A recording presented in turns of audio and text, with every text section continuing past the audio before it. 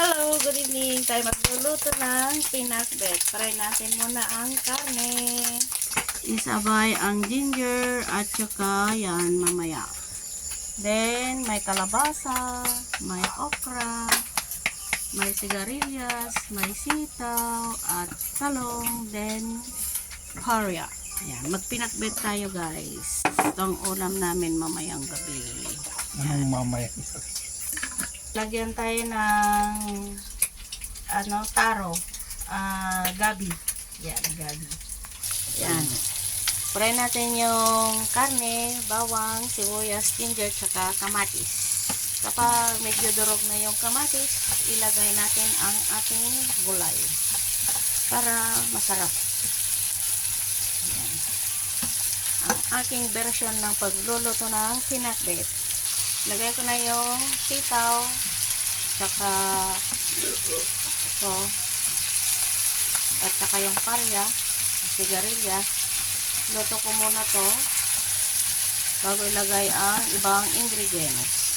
Ito na guys, naihalo ko na lahat. Ngayon, lagyan natin ng bagoong ng Thai para hindi maalat. Yan. Ito ay bagoong ng Thai. Sarap. Sarap to. Tapos lagyan natin ng patis para masarap. Ito ang pakbet ng Ilocano. Yan. Tapos takpan natin guys para maluto ang ingredients. Looks yummy yummy. Yan. Ito na guys, ngayon ay baliktadin tayo natin para sa ganun papasok yung iba naman sa loob para magkalasa. Yan, sarap ang pinakbet. Yan. Para maluto yung even na maluto lahat para sa ganon masarap ang aking pinakbet. Yan ang ulam namin ngayong dinner, pinakbet na Ilocano.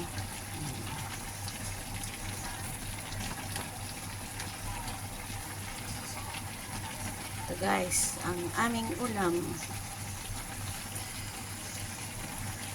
Luto na yung parya tsaka yung talong. Luto na rin yung kalabasa. Luto na guys, kain tayo ang pakbet.